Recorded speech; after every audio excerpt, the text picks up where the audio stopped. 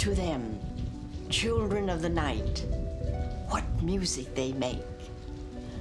Hello, I'm Carla Laemmle.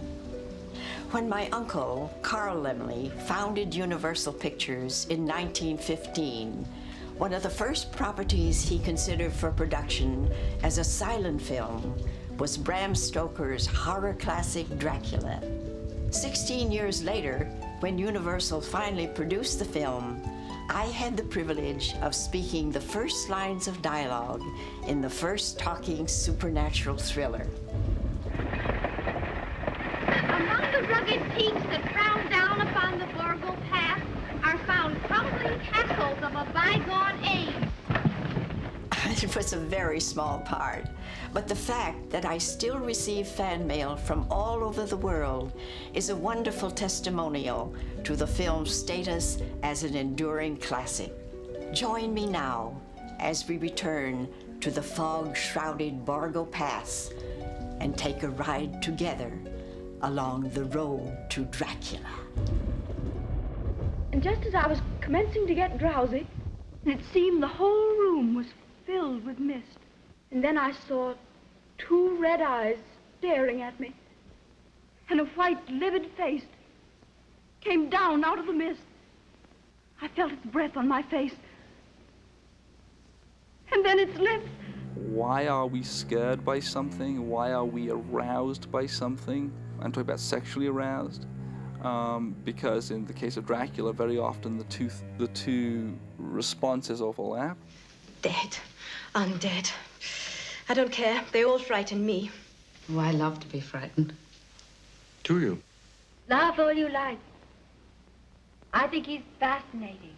Who wouldn't want to be like Dracula? You live forever, you don't work, you stay up all night. Dracula is quite simply the most media-friendly fictional personality of the 20th century, if not all time. Even people who've never read the book or have never seen the movie still know exactly who he is. I am Dracula. Count Dracula? Dracula? Oh, what's he done to you, dearie? Dracula is our vampire. Dracula? I never even heard the name before. Today, thanks to Universal Studios, everyone knows the name of Dracula. Although at first, my uncle, Carl Laemmle, had serious reservations about horror movies, Universal eventually filmed Bram Stoker's classic 3 times, first in Todd Browning's famous 1931 film starring Bela Lugosi. Next was the simultaneously produced Spanish-language version starring Lupita Tovar and Carlos Villarreal.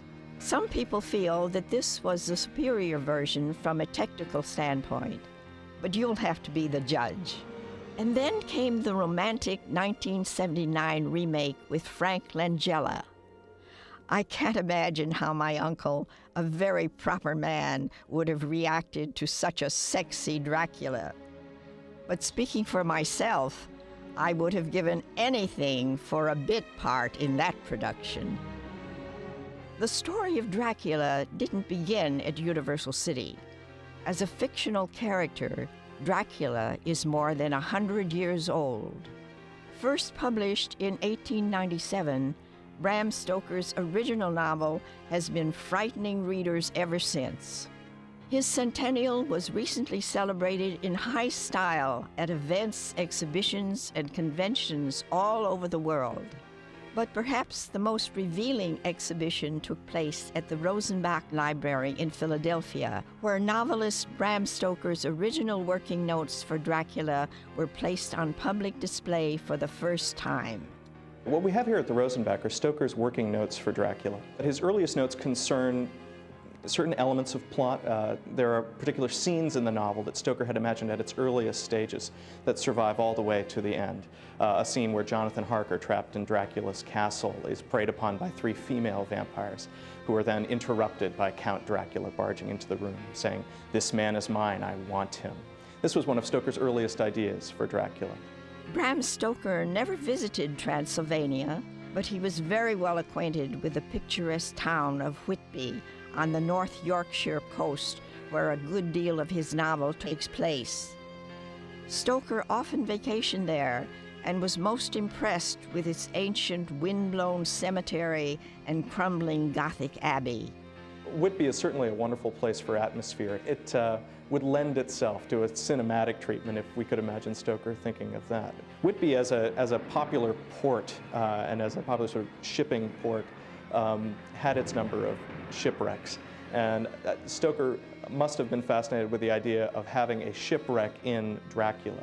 So he used the shipwreck of a Russian schooner called Dmitri as a model for Dracula's arrival onto the English coast. It was in Whitby that Stoker first came across the name of Dracula.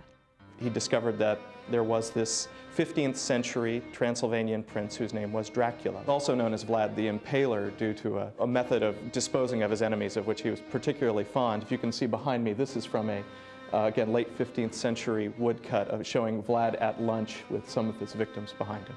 Stoker was the first to take the legend of Vlad the Impaler, or Vlad Dracula, and attach it to the vampire. And they haven't really come apart since. The historical Dracula didn't inspire Stoker to write the book. There's some confusion about this. He'd already outlined the novel when he came across the account of Vlad the Impaler and simply used it as a kind of window dressing or atmosphere. Stoker's novel unfolds through letters, diaries, and journals. Count Dracula, a 500-year-old vampire, leaves his castle in Transylvania in search of new blood in a new country. Carrying the boxes of native soil in which he must rest during the hours of daylight, Dracula kills the entire crew of the ship that transports him to England. Two young women, Lucy and Mina, become his victims in turn.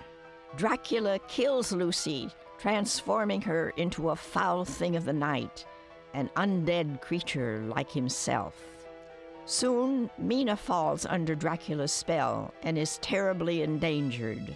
But thanks to a scientist wise enough to believe in the supernatural, the vampire is finally destroyed and Mina is released from her thrall. Stoker drew on an already established tradition of the vampire in literature and in folklore, but did it in such a way that the legend really achieved a critical mass. Unlike the earlier fictional vampires, Stoker's Dracula was not a romantic character. He was a decrepit old man who became younger as he drank blood, but he never really became attractive. He was writing a blood and thunder piece of, I suppose, what we would now call sort of exploitation. It's a first-rate 19th century trashy novel. Above everything, Bram Stoker wanted his story dramatized. He may have been a bit of a frustrated playwright. Stoker's real career was managing London's prestigious Lyceum Theatre, and he knew exactly whom he wanted to play Dracula on stage. His employer, the great Victorian actor, Sir Henry Irving. Well, Henry Irving has a lot to do with the character of Dracula. In the first place, a lot of the characters Henry Irving was most famous for playing could be considered to be Dracula-like characters. Roles like Mephistopheles in Faust or Shylock in The Merchant of Venice. These were Henry Irving's greatest roles, or the ones for which he was most popular. Psychologically complex villains. Irving would have been perfect for the part. After all, he already was a boss from hell. Irving really was a vampire, and he really was a kind of horrible person who fed on the energy of others. They did an interminably long reading of the novel at the Lyceum for purposes of copyright, and Irving was reputed to have walked through the theater and intoned "dreadful" and walked out. And that was stupid of him. It would have been a very good part, and he should have done it. And now Dracula's more famous than he is. Bram Stoker died in 1912 and never saw his story properly dramatized. But 9 years later, the character of Dracula made his first screen appearance in a now lost Hungarian film called Dracula's Death. The plot owed almost nothing to Stoker or his book, but I guess Dracula's movie career had to start somewhere. In this story, Dracula plays a music teacher who has gone crazy and then is after some of the patients in the asylum. So The story plays more like a Phantom of the Opera than Dracula, but however, there is this idea of a monster loose with fangs and a cape. The following year, German filmmakers got on the Dracula bandwagon with Nosferatu, a symphony of horror. It remains one of the most frightening movies ever made, a classic example of German expressionism. It's so frightening. Well, for one thing, Dracula is so evil, he's disgusting, and he's a plague spreader. And he looks like a rat. There's nothing suave about him. The Dracula character was called Count Orlok and was played by a German stage actor named Max Schreck, whose name, by happy coincidence, means terror or fright in German. And it was his real name. It wasn't just a publicity stunt for the film. And he remains to this day the single screen Dracula who really embodies the essential repulsiveness that Stoker intended. In the early part of the century, the laws of copyright were not well understood, especially with filmmaking. And Piranha Films, which was the very small studio that made Nosferatu, did not either bother or know to get a copyright from Bram Stoker's widow. Murnau used the novel without clearing the rights, and in fact eventually got involved in a big lawsuit, and the film had to be literally pulled from the market. With 2 movies already to his credit, Dracula decided to give the theater another try. In 1924, the British actor-manager Hamilton Deane added the first authorized dramatization of Dracula to his popular traveling repertory. Film historian and former actor Ivan Butler was a member of Deane's company. He had to cut it down for expense, for one thing, and it's such a vast, rambling novel. It was a sort of skeleton of the original. It was Hamilton Deane who really created the modern image of Dracula, and he took his inspiration not from Henry Irving's Shakespearean villains, but from a much lower end of the theater. And essentially, his Dracula is a kind of vaudeville or music hall magician. You know, the suave trickster in evening clothes who knows how to work a crowd.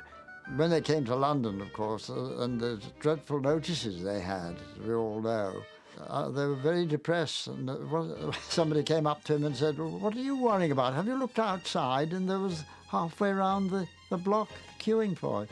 Several actors performed the role of Dracula for Deane, including Raymond Huntley, who played the part thousands of times in England and America, and still holds the all-time record for sheer number of performances.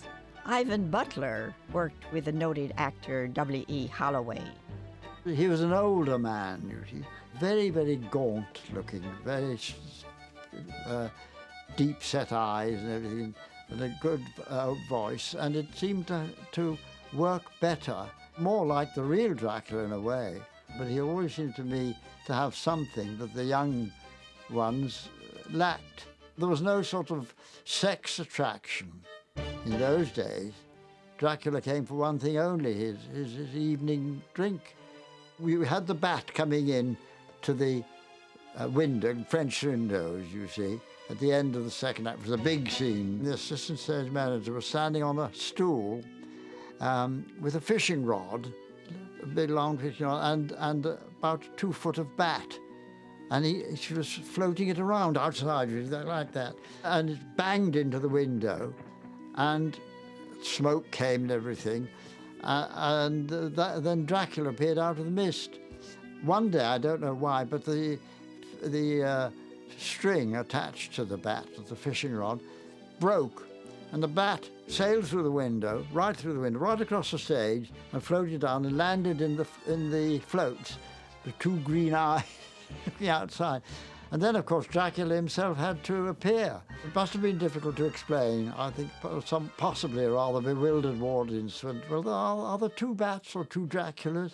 The stage production was corny, but it was a crowd pleaser, and it was full of startling special effects and loud noises and flash bombs and swirling fog and a trick coffin for Dracula that was essentially a magician's disappearing cabinet. Dracula got in, and there was a false bottom under the boards. He would pull the string, and the boards would open like that. Dracula would fall down into the base of the coffin, and the fuller's earth would all fly out into smoke like that, and it would look as if he disappeared into dust. Given Dracula's success in London, it was only a matter of time before Broadway beckoned. The producer Horace Liveright wanted changes and hired the playwright-journalist John L. Balderston to improve the product. One day, Horace Liveright, who was a New York producer, was taken to see Dracula. But he was concerned over the Britishness of the language and a lot of idiomatic stuff that nobody in New York would understand. So he asked my father if he would rewrite it. In the 1920s, the only kind of vampires American audiences knew about were vamps like Theda Bara. For the Broadway version of Dracula, Horace Liveright wanted a male vamp, an exotic foreigner with an air of mystery and sex appeal. The budget was pretty tight, and they had cast all the parts except for the Count, and they were out of money. So they couldn't hire a name actor to do the Count. Liveright found exactly what he was looking for in an expatriate Hungarian actor named Bela Lugosi. Bela Lugosi was an expatriate from Hungary who was escaping all kinds of political unrest in his native land and actually landed in New Orleans completely without any skills in English at all, made his way to New York, learning many of his early parts phonetically, amazingly. So when they were casting around for the perfect person to play Dracula, Lugosi managed to have both the old world charm and a certain mysterious, seductive quality. He had that thick accent, he had the eyes, he had a series of gestures which to us now look rather hokey, but there are, women fainted and grown men grew nervous. Well, my father's performance in Dracula brought him to the attention of, in particular, the female portion of the audience. They loved his performance. They must have found something of sexual overtones in it, and he became an idol. The very night Dracula opened on Broadway, Universal had a representative in the audience. As I mentioned earlier, Carl Laemmle wasn't a big fan of horror pictures, even though Universal had made a fortune on films like Lon Chaney's The Hunchback of Notre Dame and The Phantom of the Opera. It was my cousin, Carl Laemmle Jr., who really wanted to produce Dracula. Like me, he had grown up with the opportunity to actually watch Lon Chaney filming his famous horror roles for Universal. He loved creepy stories and everything macabre. And Lon Chaney was his first choice to play Dracula. I have no idea what Chaney would have done if he played Dracula makeup-wise. I'm sure he would have done, I'm sure Chaney would have had much more elaborate makeup. He was into the makeup aspect of it. He was in, the man of 1,000 faces. He was always changing his look. I don't think he would have just gone with the light makeup with the dark lips. In the case of London After Midnight, he did all these pointy teeth and this permanent grin and these pulled down eyelids, which I think is a classic makeup. I have no clue. I would love to see what Chaney's version of Dracula would have been. Chaney died of cancer in 1930, and a number of other actors were considered other than Bela Lugosi. My father, to his great surprise, was not the first choice when the Universal Studios began casting for the lead in the motion picture version of Dracula, even though my father had successfully played the part hundreds of times on Broadway and throughout the United States. And actually, he had to fight for the role. Next to Bela Lugosi, the film's most memorable performer was Dwight Frye as the unfortunate Mr. Renfield. He was such a gentleman when I fell into his lap in the opening scene. You'd never dream he'd end up eating spiders and developing an appetite for even worse. Rats. Rats. Thousands. Millions of them. I don't really think he was surprised by the roles he began to play when he got to Hollywood, because he'd had such a variety of roles in New York on Broadway, from comedy to musicals to serious drama to crooks and all kinds of characters. By the time he was 30, he was an experienced character actor. Renfield is probably the most multifaceted character in the film. I mean, he's sane at times, he's mad at times, he's vampirish at times. Also on hand from the Broadway production was Edward Van Sloan, repeating the role of Professor Van Helsing. Here's part of his screen test. I was looking in the mirror. Its reflection covers the whole room. But I cannot see you. Dracula was directed by Todd Browning, the famous mystery man of silent movies who had directed many of Lon Chaney's most successful films.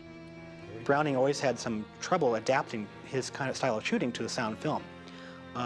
When you see Browning work with Dracula, for example, there are long sequences in the film which are silent.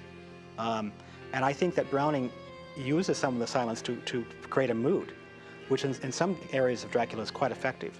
It may have been that he was frightened by dealing with dialogue. It may have been that he was frightened by the mechanics of the sound equipment. Todd Browning had been a very successful silent film director, and he always specialized in stories about outsiders. Dracula is very much like that. He's a fantastic alien invader who cannot live within the world, but can only prey upon it like a parasite. And Dracula may be the ultimate Todd Browning outsider, and so it's not surprising that Dracula was Browning's most successful film. In terms of responsibility for a visual style of Dracula, we know, of course, the cameraman, Karl Freund, was behind the camera, the great German photographer who pioneered so much moving camera in Germany in the late 20s. And it's very easy for people to say, well, any value in Dracula is due to Freund, who was a great cameraman. And there's the anecdotal report of one of the actors, David Manners, who couldn't remember Browning's presence on the set well, but did recall Freund as being very outspoken. The beginning of Dracula uses a lot of mobile camera setups. We have some tracking shots, and we have a feeling that we're almost watching a German expressionist film that has come over to Hollywood. These tracking shots give us a feeling like we're being pushed against our will to go to different areas of the castle. They're all things like broken down, withered mansions with huge cobwebs, and for some reason no one's ever quite understood, armadillos running around and bats floating overhead. In fact, Browning and the Universal Dracula are, sort of responsible for almost all the iconography that we associate with horror films. Long capes, sweeping staircases, mold and decay, lots of cobwebs, spiders and bats. I mean, everything that now has become this sort of Saturday morning thing that kids associate with horror films all comes from Dracula. Originally, Dracula had been planned as a lavish, big-budget production that would have been based primarily on Stoker's novel. But in the wake of the stock market crash and the onset of the Great Depression, the studio really had to cut back. And they ended up basing the film largely on the stage play for simple reasons of economy. Today it may seem difficult to imagine audiences really being frightened by a film like Dracula, but they really were. It was the first time Hollywood had presented this kind of a supernatural story that didn't have a logical explanation tacked on at the end. And audiences were really creeped out by this atmosphere of weird decadence. They'd never seen anything like it. Among other things, there were a lot of theaters in different parts of the world that were still not equipped with sound equipment for the audiences to hear the movie. And as a result, sound films like Dracula were released in silent versions so that those audiences, those theaters that weren't equipped with sound equipment, could actually see the film. That was another way of getting over language barriers in the early talking era.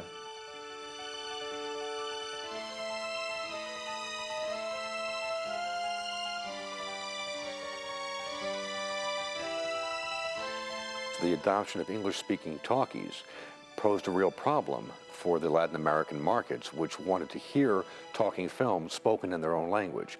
Dubbing was still not an efficient and known commodity, and those studios that had the biggest interest in that market turned to doing secondary productions of their major films in Spanish versions for that market. Dracula was one of these pictures. Soy Drácula. No podía usted ser más oportuno. No sé lo que pasaría con el cochero, con mi equipaje. Con todas esas cosas, creí que me había equivocado de casa.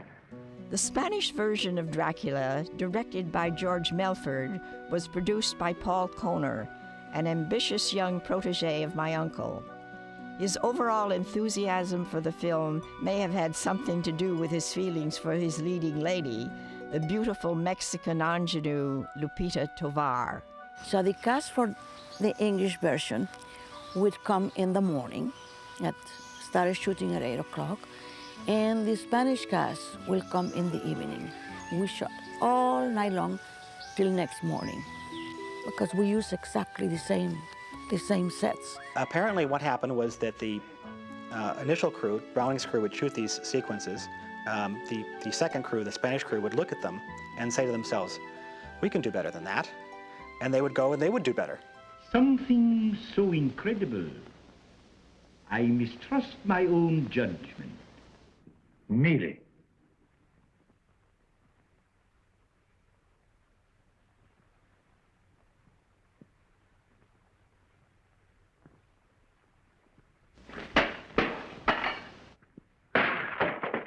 Well, I don't think anybody's going to give any acting awards to Carlos Villarreal.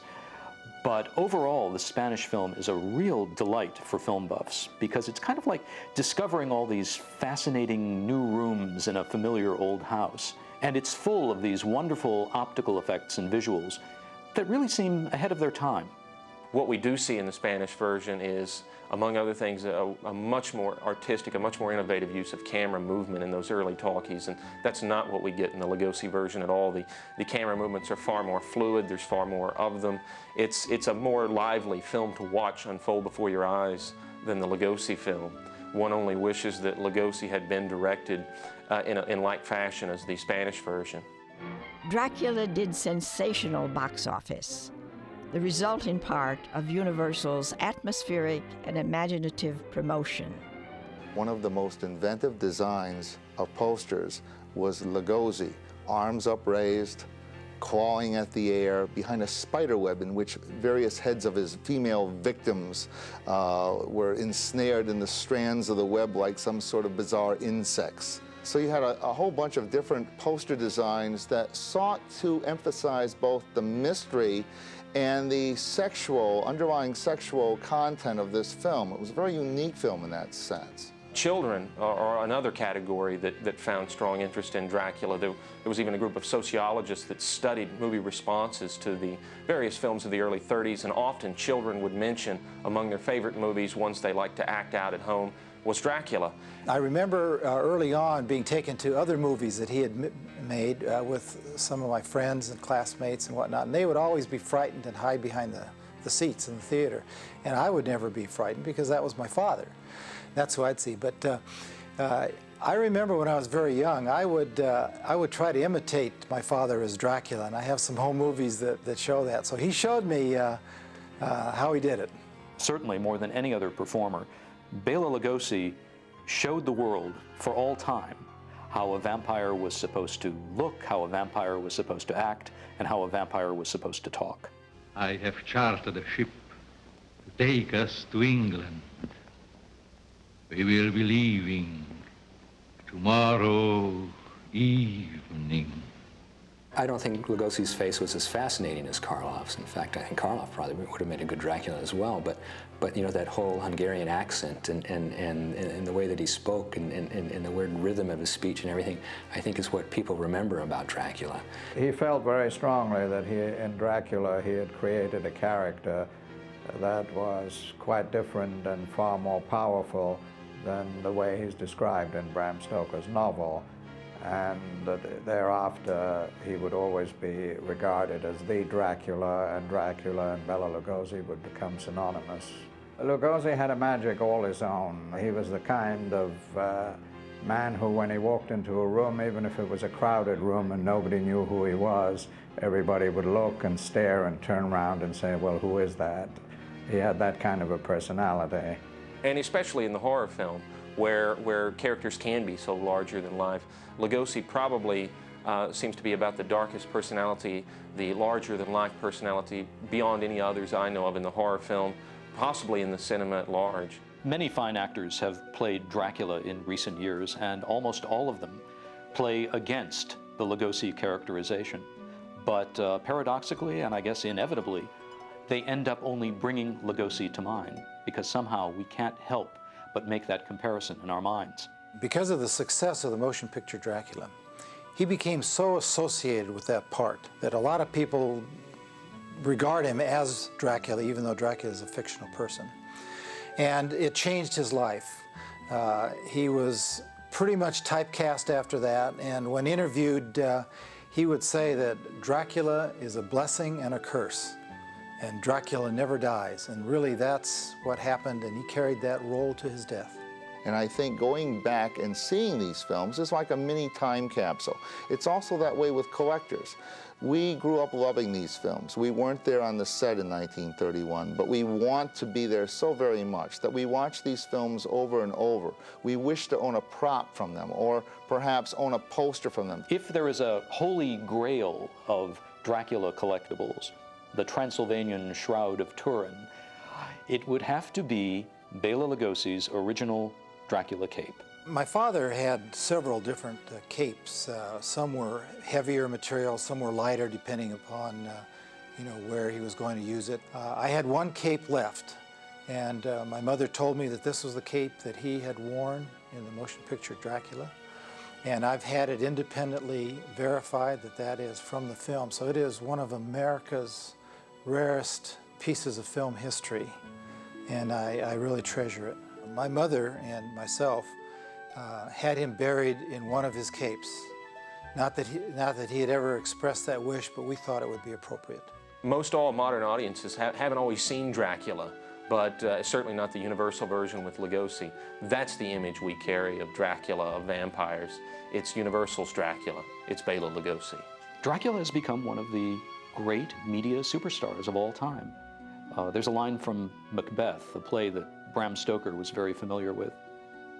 And yet, who would have thought the old man to have had so much blood in him? When Dracula was first released, it was accompanied by a final curtain speech read by the character of Professor Van Helsing. If memory serves, the good professor held up his hand and said, "Just a moment, ladies and gentlemen, just a word before you go. We hope the memories of Dracula won't give you bad dreams, so just a word of reassurance. When you get home tonight and the lights are turned out and you're afraid to look behind the curtains and you dread to see a face appear at the window, well, just pull yourself together and remember, after all, there are such things. There are such things.